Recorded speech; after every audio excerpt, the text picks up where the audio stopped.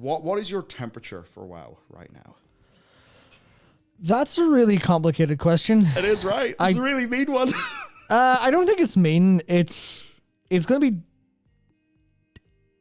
There's a lot of subjectivity in my answer because I have not played World of Warcraft in far too long at this point.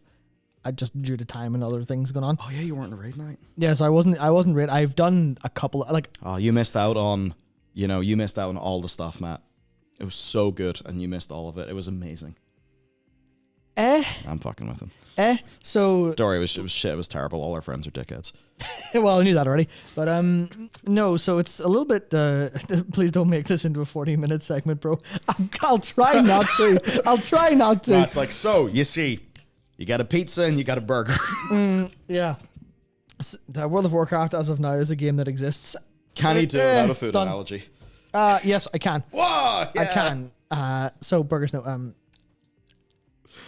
I am very hopeful for it, but not like...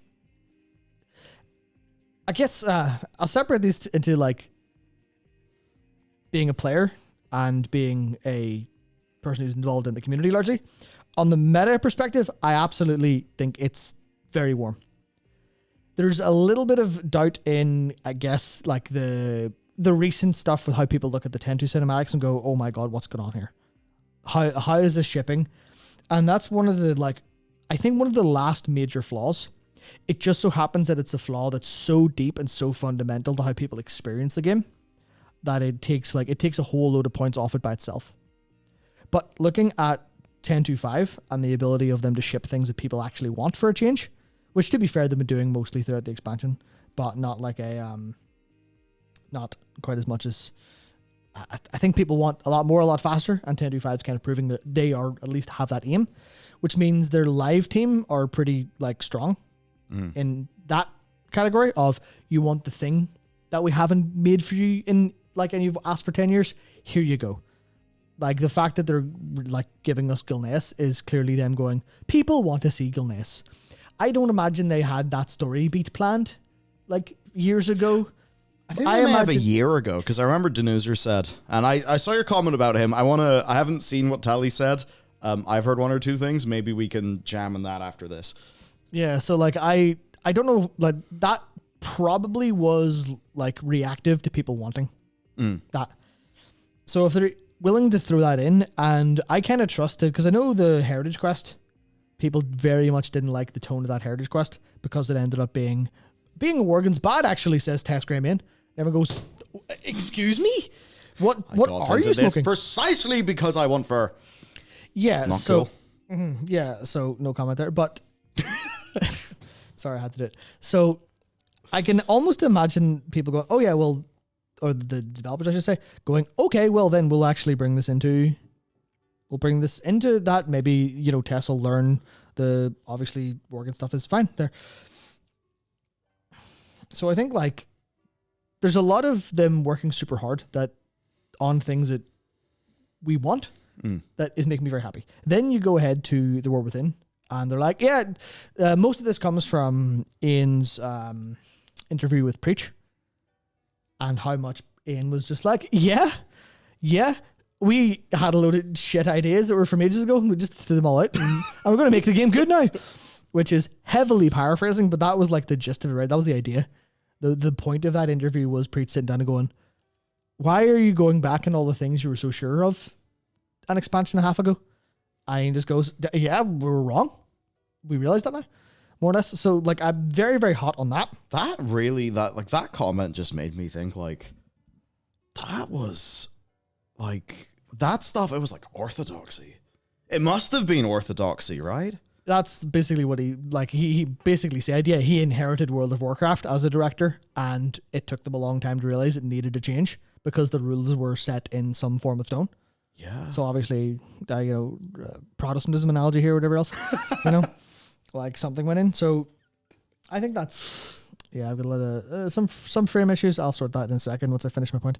I'm very, I think I will say quite warm. That'll be the answer. It'll be quite warm across the place. this does come from the perspective of me not actually playing a whole lot recently, but seeing it and going, every bit of news I see, I'm like, I want in. I definitely want in. And I even had a thought, maybe a week or so ago, is like, maybe I'll like buy out from Raid this time. Maybe I'll buy out from this tier in this patch. Because I kind of don't really want to, like, maybe I don't really feel like playing. I'd rather do some other things. But then I went and saw the Race to World first. And I saw them go through normal. And I was just like, I really want to do that, actually. Yeah. I really want to see that. And then I saw people talk about like the quest after and all that. I'm like, no, I really do want to do that. And what I've played of 10-2 so far, which is a couple of quests from the campaign, I really enjoyed. I have a story about that. So I'm actually kind of sitting going, this is kind of crazy hopeful, and not in a, I think, and I'll extrapolate loads. It's uploads.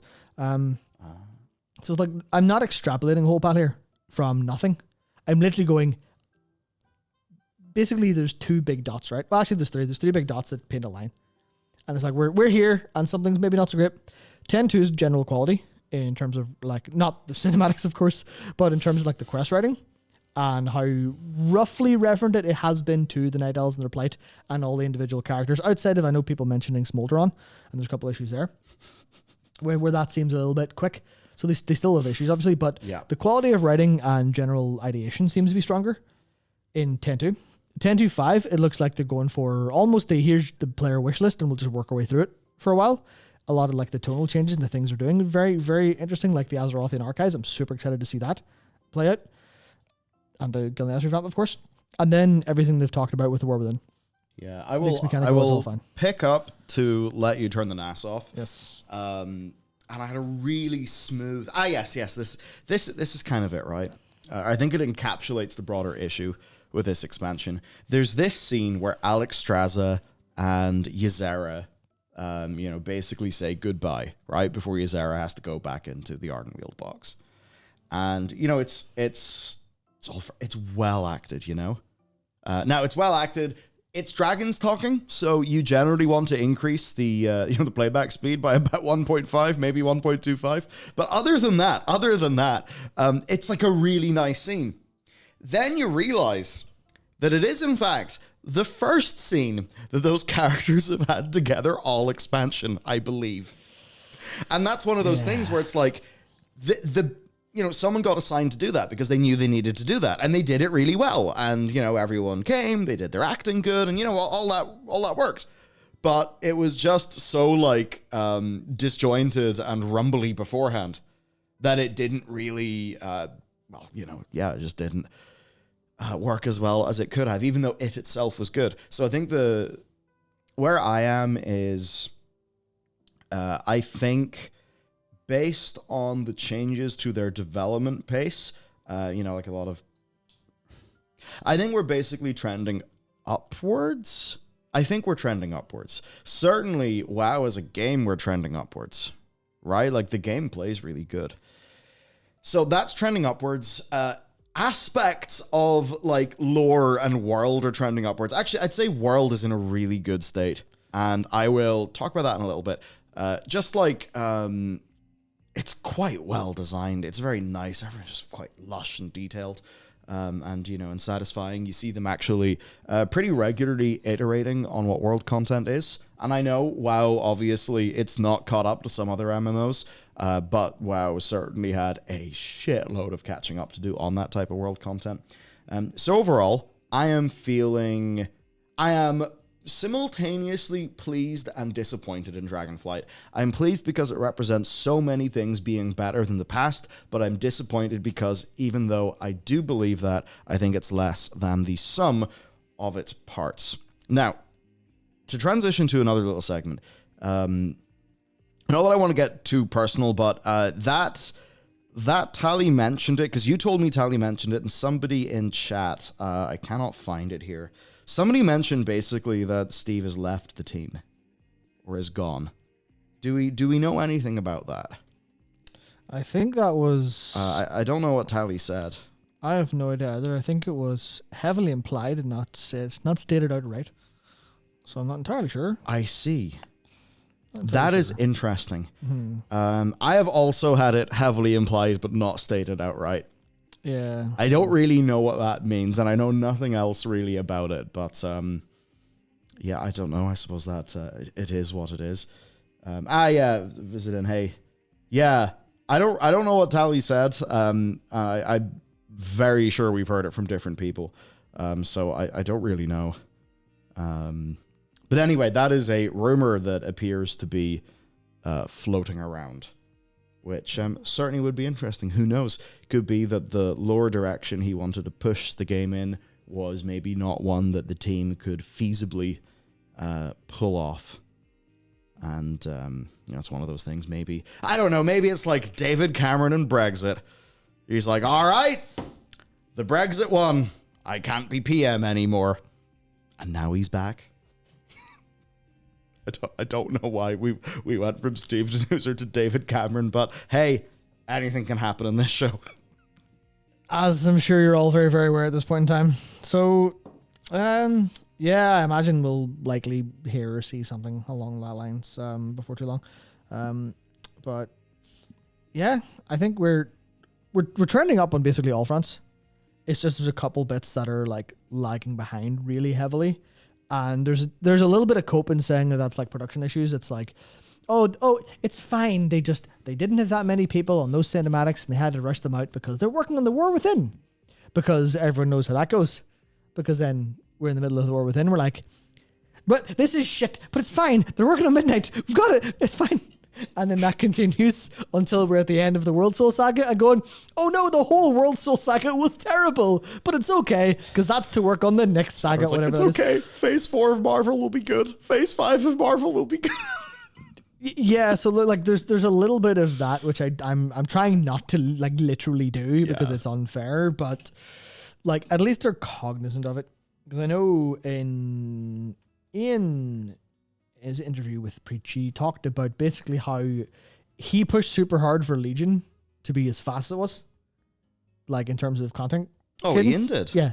Ian was like that. One of his big things as, at his position at the time was we need fast content. We need content super, super fast. But with the resources they had like actually allocated to them at that time, that ended up taking away from BFA development, which is extremely obvious in hindsight. Because one team can't do two things at once, or more or less is the point here. So then they got extra teams, and he mentioned specifically the acquisition of Proletariat. The Proletariat was literally for that. Was we need more people to actually be able to get fast and next expansion. Just the headline is so funny. Like Bobby Kotick has acquired the Proletariat. Like, sometimes it's like you can't make this shit up. Do we in fact live in the simulation?